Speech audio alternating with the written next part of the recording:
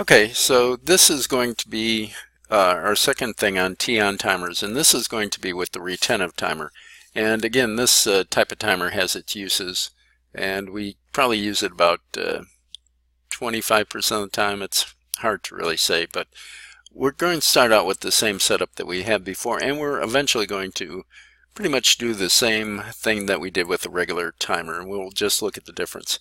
So we're going to delete that. I am going to pull in a timer. And again, this is going to be my T1. And I'll again make it 15 seconds. So I need to go in here, and it defaults on milliseconds, so you want to put it in seconds. And now to make it a retained timer, this current value option, you need to click on this little radio button. And this is current value will be retained while this timer is disabled. And use the reset input to reset the current value. So it functions exactly like a regular T-on timer, except it retains its value and it has this extra input. And the timers are output devices, but when you have these, and anytime you have these boxes, if it has this little stub here, it's got to be connected. If I were to just take a look and run syntax check on this right now, it'll give me an error because that box is not connected. And you can see it says my program rung 3 row 2 column AF, which it's hard to say, but we know it's in rung 3 and it's got this error, and that's because this isn't connected. So we'll go over here, we'll put a normally open contact, and right now we're going to wire it to our system reset, which is X003. That is the blue reset push button on our panel. And now we'll go to the end here and we'll do the edit, and we'll do our line mode thing where we make the connection, and hopefully this will go all the way across. Okay, now we're just going to download this just to take a look. Well, I need to put one more line in here because I got rid of my green lamp, so I'm going to put a rung afterwards. And now again, I'll put my normally open contact in. Again, it's going to be T1, and it's going to turn our output, which again will be our green lamp, which hopefully you're getting familiar with these, is Y003. And we will just, we're already connected, so I can just download. So I'm going to write it into the PLC, and it'll be fairly easy to demonstrate what this is and why it works. So our transfer is completed. We will go into run. Since we're not in start process, the red lamp is on. Now as soon as I hit start process, again it'll start counting. And the big difference here is, and it should count to 15, but the big difference is when I hit the stop push button, okay, it retains that value. It will retain that value if I stop my system. So why do you use this type of timer? It's if you want to know your total system runtime, and that doesn't mean when power is applied to the PLC. That means when you're running your system or the start process is high. That is when you're timing. So we'll just time out to 15 and green lamp will go on. So that is going to just keep track of it, and you need that for maintenance because just like your car, you need to do certain maintenance operations every 10,000, and instead of miles for your car it would be 10,000 hours. And you need to know not when it has power to the PLC, but when it actually is running. Now you can see here that it's also counting past 15, just like our T-on timer. Now we can take care of that by just going in here, and I'm going to put a normally closed contact, and I'm going to make this T1.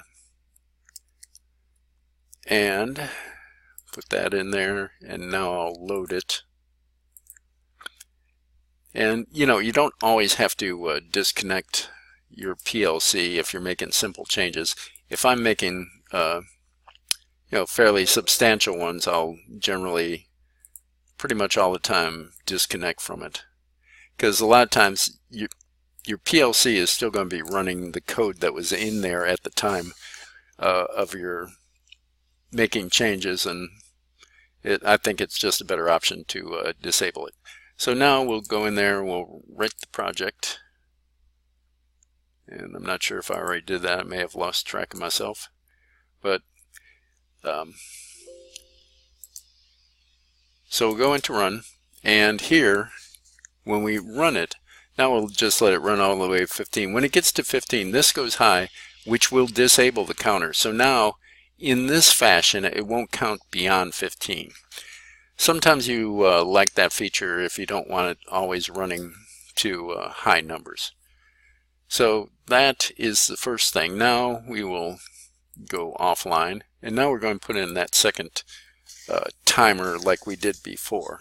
So I'm going to need to add at least a couple rungs. So I ought to rung for the second timer, and now I'm going to have to add a rung for my yellow lamp. So the best, or the easiest thing is, I think I'll just copy this, and in this first rung I'll just paste it. And now go over here, and I've got we had that second timer at 5 seconds, and that is got to be T2, and because we copied it, it's going to be a retentive timer as is. So now this one, I want this one to count when T1 has finished. So this needs to be a normally open contact. So if I go to this pull down from the top, I can just go in here and it'll change it automatically if I just hit OK. So that goes from a normally closed to a normally open contact. So now what we have is this one is counting. When it finishes, it'll stop counting because it's got that, but it'll also enable this second counter. So now I'm just going to put on my yellow lamp. So when is the yellow lamp actually turned on? So it's when we are start process and when we haven't finished counting. So the same thing, if we want to know when this is timing, it's the same as this enable signal. So really what we need is C2 and normally closed T1, and that'll light up the yellow light. So it's C2, and then we want the normally closed contact next to it, and this will be T1. So when this is enabled is when the yellow lamp will be on, and again our yellow lamp is going to be Y002. Y002. Now when our green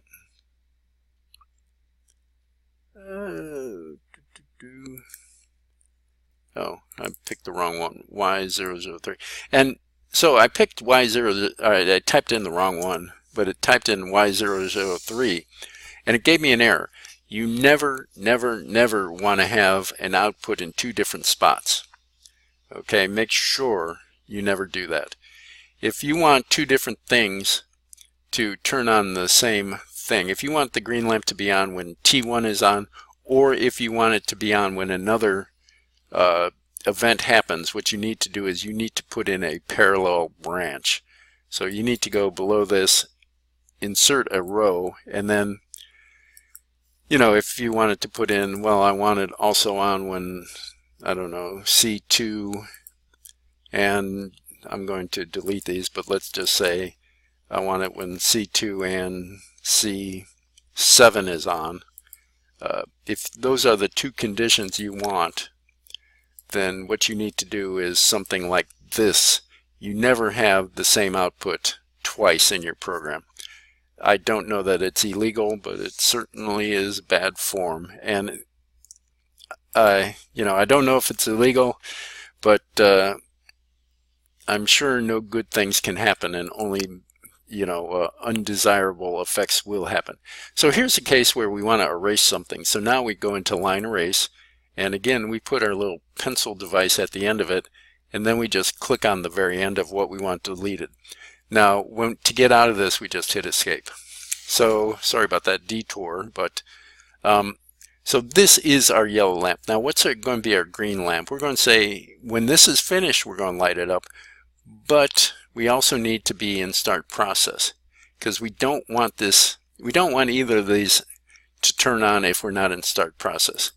So actually what I'm going to do here is I'm just going to say I want a normally open contact, and just so they look similar I'm going to change that to C2, and over here is where I'm going to put my T1, and that makes it a little clearer for what's happening. So when this one isn't timed out, I'm turning on yellow. When it is timed out, I'm turning on green. So I need to add one more feature here. And also because I added that row, if you wanted to, I can highlight down there and then I can say I want to delete that row. And so that gets me back to a better fit in there, but it's not that big of a deal. I want to add one more rung, and we need that recycle timer. So when are we going to recycle? We're going to recycle when both of these timers have timed out. So that's going to be T1 and it's going to be T2. So when both of those have timed out, I'm going to go and I'm going to put a coil on there. And now I had put that in the other program. And where did that go in there? So recycle timers is that bit. So I'm just going to select that. Now, before we put the recycle timers in the enable line for the first counter, what we're going to do is we're going to put it in a branch with the reset. So here's where we're going to add the row after the cursor. And here's where we're going to put normally open contact C5. Now I could add the line at this point, but I'm going to change them both at the same time. So again, I'm going to do the same process. Add the row, a normally open contact, that's going to be C5. And now I'm going to go up into my edit and I'm going to add both lines at the same time. So here's one of them. Now I can just click on the endpoint of where I want to put the next line, and that'll go to it, and I hit escape. So now we should be good with this program, and I should say, let me go into my, just so this looks a little proper because we have names everywhere except for this T2. I'll go into my address picker and I'll call that, I don't know, second timer timeout. And again, just to make your program clear, you should do that. And if you wanted to, you can also go in here and you can add a comment to a rung. And just for this one, I'll say, let's see, this resets both timers. And they time continuously. And then that'll appear in the row, and that's, you know, good form. I rarely do it here. I'm very bad with that. But if you're making a program, so if you come back to it in 6 months, you can figure out what you were doing. It's more important because if you want to show somebody else your work, what you've done, so they can understand it, you really need to do that. But here we've got our program. I think this will work. And now we're going to connect up first. Losing track of where I'm at. And no, we don't want to read it. And now we'll load it into the PLC. Write project. And we should be good to go. So when we first start out, and anytime we aren't in start process, the red lamp's going to be on. While we're counting to 15, the yellow lamp is going to be on. And then we're counting to 5, the green light lamp will be on. So let's just try to focus in on these two guys. And we can also see what our, well, you can see the lamps down here. So really we kind of want to see what's going on with these two timers and these bits down here. So I'm going to start it up, and our yellow light is on as it should be while this is timing. And when it gets to 15, our green lamp is going to turn on. So 11, and this bit will go high. Now it'll stop counting at 15, and this one will count to 5. And by virtue of our reset timers, it goes, both of them go back to 0. Again, there's nothing to see on this recycle timers because it only happens for one scan. It's too fast to see anything. Now, one last thing I'm just going to point out is, when we stop this, it's going to retain this value. It's just going to retain that value. And there's nothing we can do about it. Now, the only way right now that we're going to lose that number is if we recycle power. Now, when we recycle power, it's going to lose that information. Now, later we're going to demonstrate, I believe we can demonstrate how even if we turn off power, that we can hold on to that information, but we're going to have to use data registers. Like right now we just have this in a current value. At some point we can store that information in a register and then we can retrieve it once again. But that'll be a little bit later on. So that's where we are with timers. This retentive timer, it has a little more functionality. It's used a lot less, but it has a definite purpose. So I think next time out we'll be moving on to our counters. Those are the other big building block that we want to talk about. And then we'll probably talk about using timers with counters. And that's where you really use them together. So we'll see you next time.